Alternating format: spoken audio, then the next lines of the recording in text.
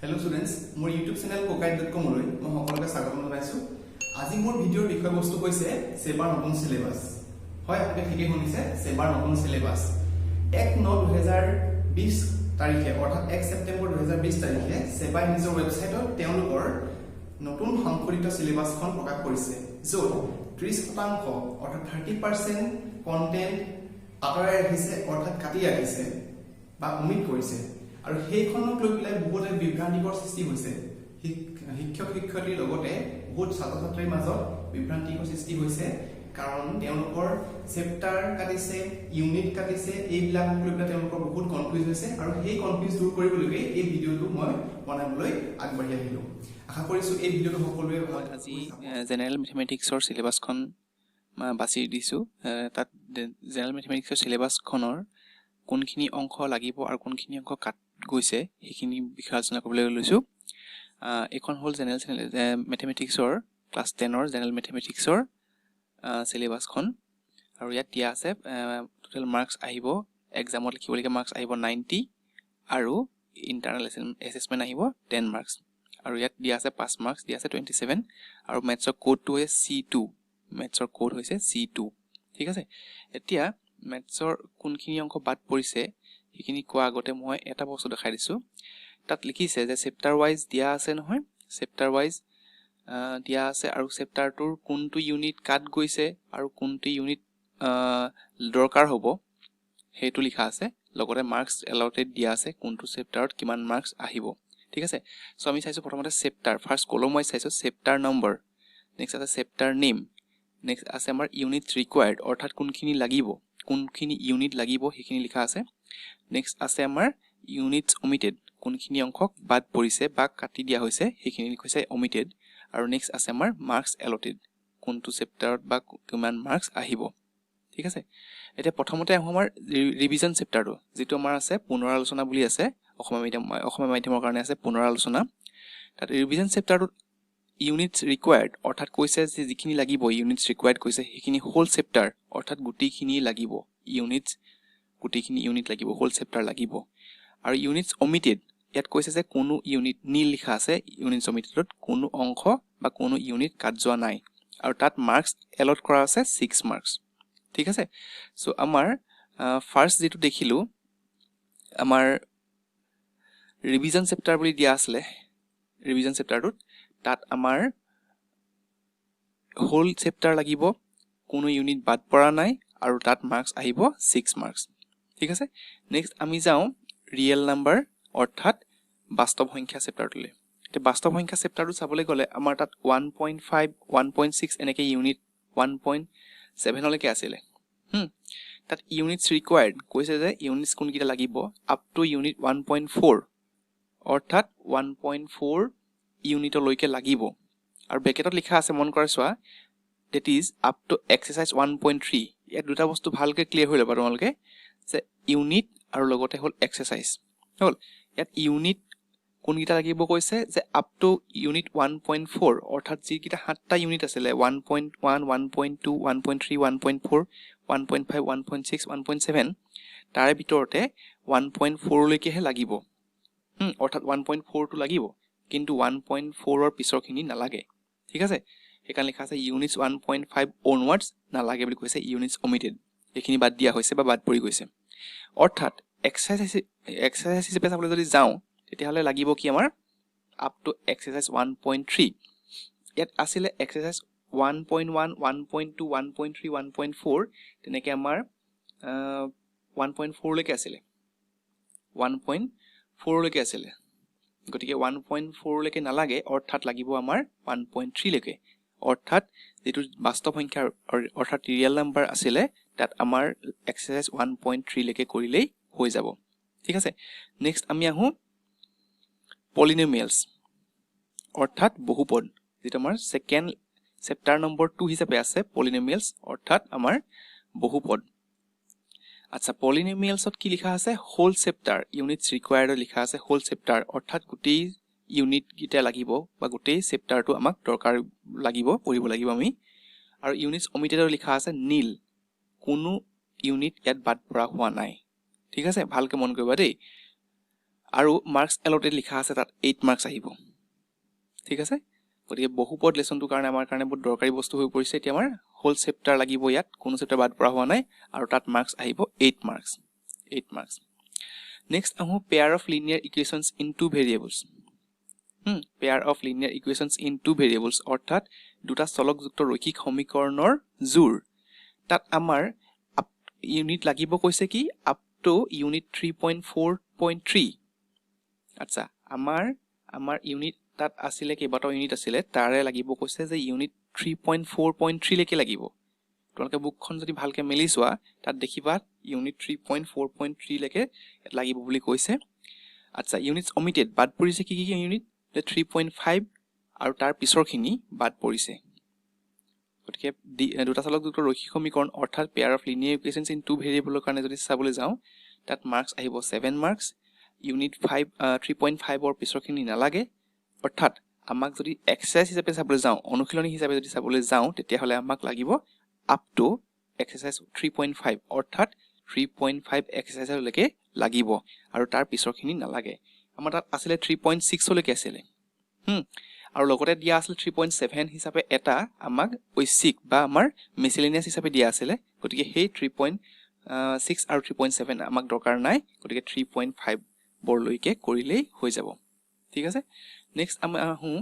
Quadratic equation অৰ্থাৎ দ্বিঘাত সমীকৰণ চেপ্টাৰ নম্বৰ 4 কোৱাড্ৰেটিক ইকুৱেশ্যন দ্বিঘাত সমীকৰণ এটা বহুত গুৰুত্বপূৰ্ণ চেপ্টাৰ হয় এটা আৰু তাত ইউনিট ৰিকোয়াৰ্ড কৈছে কি লাগিব আমাক আপ টু ইউনিট 4.4 অৰ্থাৎ 4.4 ইউনিটলৈকে আমাৰ দৰকাৰ হ'ব আৰু ইউনিট 4.5 আৰু তাৰ পিছৰখিনি বাদ কৰা হৈছে বা তাক কাটি দিয়া হৈছে গতিকে আমাৰ আৰু তাত মাৰ্কছ আহিব 6 মাৰ্কছ যদি আমি এক্সাৰসাইজ হিচাপে চাবলৈ যাওঁ অনুশীলনী হিচাপে যদি চাবলৈ যাওঁ অনুশীলনী বা এক্সাৰসাইজ আমাৰ 4.3 লৈকেহে লাগিব দ্বিঘাত সমীকৰণত আমাৰ 4.4 লৈকে আছিলে গতিকে তাত আমাৰ কিন্তু লাগিব কি আমাৰ 4.3 লৈকেহে লাগিব 4.4 অৰ্থাৎ এটা চেপ্টাৰ বা এটা এক্সাৰসাইজ আমাৰ ইয়াত বাদ পৰি গৈছে নেক্সট যদি চাওঁ 3. এৰিথমেটিক প্ৰগ্ৰেশ্যন অৰ্থাৎ সমান্তৰ প্ৰগতি এৰিথমেটিক প্ৰগ্ৰেশ্যন সমান্তৰ প্ৰগতি তাত আমাৰ মাৰ্কছ আহিব 6 মাৰ্কছ আৰু ইউনিট আমাক দিয়া আছিলে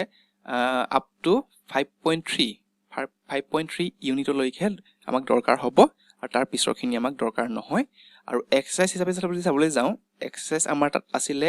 5.1 5.2 5.3 তিনিটা আছিলে গতিকে আমাক তাত লাগিব কিন্তু আপ টু 5.2 অৰ্থাৎ 5.1 আৰু 5.2 এইকেইটা এক্সাৰসাইজ আমি কৰিব লাগিব আৰু 5.3 এক্সাৰসাইজটো আমাৰ কৰিব নালাগে অৰ্থাৎ 5.4 ইউনিটৰ পিছৰখিনি বাদ কৰা হৈছে মন কৰিবা ভালকে তোমালোকে এক্সাৰসাইজ আৰু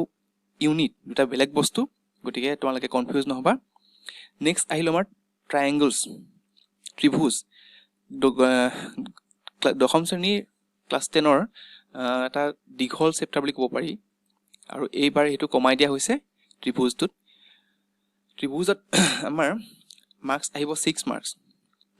আৰু ইউনিট কৈছে কি আপ টু 6.5 অনৱাৰ্ডছ এইখিনি নালাগে 6.5 বৰ পিছৰ যিখিনি আমাৰ ইউনিট আছিলে সেইখিনি ইউনিট পঢ়িব নালাগে আমি আৰু ইউনিট লাগিব আমাৰ 6.4 লৈকে লাগিব অৰ্থাৎ আমাৰ এক্সাৰসাইজ হিচাপে যদি চাবলৈ যাওঁ অৰ্থাৎ আমি অনুশীলনী হিচাপে যদি চাবলৈ যাওঁ তাত লাগিব আমাৰ কি 6.1 6.2 আৰু 6.3 সেই প্ৰথম তিনিটা অনুশীলনী 6.3 লৈকে কৰিলেই হৈ যাব 6.4 আৰু 6.5 এইকেইটা বাদ কৰা হৈছে নেক্সট আহিলে আমাৰ কোঅৰ্ডিনেট জ্যামিতি অৰ্থাৎ স্থানাংক জ্যামিতি আমি যদি চাবলৈ যাওঁ তাত আমাৰ আছে মাৰ্কছ আহিব 7 মাৰ্কছ এটা ইজি চেপ্টাৰ হয় আৰু তাত আমাৰ ইউনিট দিয়া আছে 7.3 লৈকে দৰকাৰ হ'ব বুলি কৈছে 7.3 ইউনিটলৈকে দৰকাৰ হ'ব আৰু এক্সাৰসাইজ হিচাপে চাবলৈ যাওঁ আপ টু 7.2 অৰ্থাৎ তাত তিনিটা এক্সাৰসাইজ দি থোৱা আছিলে 7.1 7.2 আৰু 7.3 তিনিটা এক্সাৰসাইজ দি থোৱা আছিলে আমাৰ অনুশীলনী হিচাপে 7.1 7.2 7.3 কিন্তু তাত আমাৰ লাগিব আপ টু 7.2 অৰ্থাৎ ইয়াত এটা চেপ্টাৰ এটা এক্সাৰসাইজ বাদ পৰা হৈছে 7.3 এক্সাৰসাইজটো নেক্সট আহিলে আমাৰ ইন্ট্ৰডাকশ্যন টু ত্ৰিকোণমিতিৰ পৰিচয় তেতিয়া তাত আমাৰ দিয়া আছে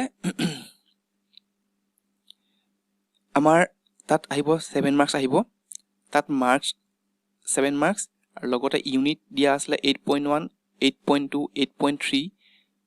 আৰু 8.5 দিয়া আছে অৰ্থাৎ যদি আমি এক্সাৰসাইজ হিচাপে যদি চাবলৈ যাওঁ তেতিয়াহ'লে আমাক 8.1 8.2 আৰু 8.4 সেই তিনিটা এক্সাৰসাইজ দৰকাৰ হ'ব 8.1 8.2 আৰু 8.4 এইকেইটা এক্সাৰসাইজ দৰকাৰ হ'ব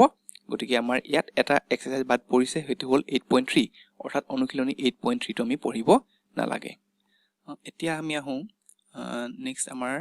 চেপ্টাৰলৈ নেক্সট আমাৰ চেপ্টাৰ আছিলে সাম এপ্লিকেশ্যন অফ ট্ৰিগোনোমেট্ৰি ট্ৰিগোনোমেট্ৰিৰ কিছুমান প্ৰয়োগ আছিলে যি লেসনটো আমাৰ সম্পূৰ্ণৰূপে বাদ দিয়া হৈছে ইউনিটছ ৰিকোয়াৰ্ড নীল অৰ্থাৎ এই লেসনটো বা এই চেপ্টাৰটো আমাৰ পৰীক্ষাত নাহে গতিকে এই পাঠটি আমি সম্পূৰ্ণৰূপে পঢ়িব নালাগে নেক্সট আহিলে আমাৰ 10 নম্বৰ চেপ্টাৰটো আছে আমাৰ সাৰ্কলছ অৰ্থাৎ বৃত্ত তাত আমাৰ হোল চেপ্টাৰ গোটেইখিনি ইউনিট লাগিব হল গতিকে ইয়াত কোনো ইউনিট বাদ পৰা হোৱা নাই সেইকাৰণে তাত ইউনিটছ অমিটেডত লিখিছে নীল আৰু মাৰ্কস এলটেড তাত মাৰ্কস কিমান আছে 6 মাৰ্ক দিয়া আছে নেক্সট আহিলে আমাৰ কনস্ট্ৰাকচন তাক কোৱা হয় আমাৰ অংকন আমাৰ অংকনত আমাৰ 11.1 আৰু 11.2 দুটা এক্সাৰসাইজ দিয়া আছিলে কনস্ট্ৰাকচনত আৰু তাত আমাৰ 11.1 টোহে প্ৰয়োজন হ'ব অকল গতিকে 11.1 11 চেপ্টাৰটোত আমাৰ দুটা বস্তু এক্সাৰসাইজ দিয়া আছিলে এটা হ'ল 11.1 11.2 গতিকে তাত অকল 11.1 টোহে প্ৰয়োজন হ'ব আৰু তাত মাৰ্কস আহিব 4 মাৰ্ক ঠিক তেনেদৰে এৰিয়া ৰিলেটেড সাৰ্কলছ অৰ্থাৎ বৃত্ত সম্বন্ধীয় কালি নেক্সট আহিল আমাৰ বৃত্ত সম্বন্ধীয় কালি এই চেপ্টাৰটোত মাৰ্কস দিয়া আছে 6 আৰু তাত ইউনিটছ অমিট কৰিছে 12.4 অনৱাৰ্ডছ অৰ্থাৎ 12.4 ৰ ইউনিটৰ পিছৰখিনি নাহে অৰ্থাৎ যদি আমি এক্সাৰসাইজ হিচাপে চাবলৈ যাওঁ তাত 12.1 আৰু 12.2 এই দুটাহে প্ৰয়োজন হ'ব অৰ্থাৎ 12.3 ইয়াত এটা এক্সাৰসাইজ ইয়াত বাদ পৰা হৈছে ঠিক তেনেদৰে যদি চাবলৈ যাওঁ সাৰফেস এৰিয়া এণ্ড ভলিউম অৰ্থাৎ পৃষ্ঠকালি আৰু আয়তনত ইয়াত আমাৰ মাৰ্কস দিয়া আছে 6 আৰু তাত ইউনিট বাদ পৰিছে ক'ৰ পৰা 13.4 ৰ পিছৰ ইউনিটখিনি বাদ পৰিছে আৰু অৰ্থাৎ যদি আমি চাবলৈ যাওঁ এক্সাৰসাইজ হিচাপে চাবলৈ গ'লে তাত তিনটা এক্সাৰসাইজ দিয়া আছিল 13.1 13.2 13.3 আৰু 13.4 এই চাৰিটা এক্সাৰসাইজ দিয়া আছিল গতিকে ইয়াত আহিব কিন্তু 13.1 আৰু 13.2 অৰ্থাৎ এই দুটা এক্সাৰসাইজ হে আমাৰ দৰকাৰী অৰ্থাৎ 13.3 আৰু 13.4 এই দুটা এক্সাৰসাইজ অনুশীলনী বাদ পৰিছে নেক্সট চাবলৈ যাওঁ ষ্টেটিষ্টিক্স পৰিসংখ্যা তাত আমাৰ মাৰ্কস আছে 5 মাৰ্কস আৰু তাত আমাৰ ইউনিট বাদ পৰিছে 14.5 ৰ পিছৰখিনি 14.5 ৰ পিছৰ ইউনিটখিনি বাদ পৰিছে অৰ্থাৎ যদি আমি চাবলৈ যাওঁ অনুশীলনী বা এক্সাৰসাইজ হিচাপে চাবলৈ গ'লে তাত 14.3 লৈকেহে দৰকাৰী হ'ব বাকিখিনি দৰকাৰ নহয় অৰ্থাৎ আমাৰ 14.1 14.2 আৰু 14.3 এই তিনটা এক্সাৰসাইজ দৰকাৰ হ'ব আৰু 14.4 এক্সাৰসাইজটো ইয়াত বাদ পৰিছে আমাৰ শেষত যদি চাবলৈ যাওঁ প্ৰবেবিলিটি ইয়াত আছে আমাৰ হোল চেপ্টাৰটো আমাৰ দৰকাৰ হ'ব প্ৰবেবিলিটিত আমাৰ হোল চেপ্টাৰ দৰকাৰ হ'ব তাত আমাৰ কোনো বাদ পৰা নাই গতিকে তাত মাৰ্কস আহিব 5 মাৰ্কস অৰ্থাৎ প্ৰবেবিলিটি কাৰণে কোনো বাছি পেলাই পঢ়িব নালাগে গোটেই চেপ্টাৰটো পঢ়িব লাগিব আৰু তাত কোনো বাদ পৰা নাই আৰু টোটেল মাৰ্কস আহিব 90 মাৰ্কস আৰু লগতে আহিব আমাৰ ইন্টাৰনেল এছেসমেন্ট 10 মাৰ্ক গতিকে 90 প্লাস 10 তোমালোকে এতিয়া কোনখিনি অংক সিলেবাসত ৰাখিছে আৰু কোনখিনি অংক কাটিছে এইটো বুজি পাইছা আৰু এতিয়া যদি তোমালোকে কোনবাই সিলেবাসখন ডাউনলোড কৰা হোৱা নাই তেতিয়াহ'লে মই ডেসক্ৰিপচন বক্সত এটা লিংক দিয়া আছে আৰু সেই লিংকটোত গৈ পেলাই তোমালোকে সিলেবাসখন ডাইৰেক্ট ডাউনলোড কৰি ল'বা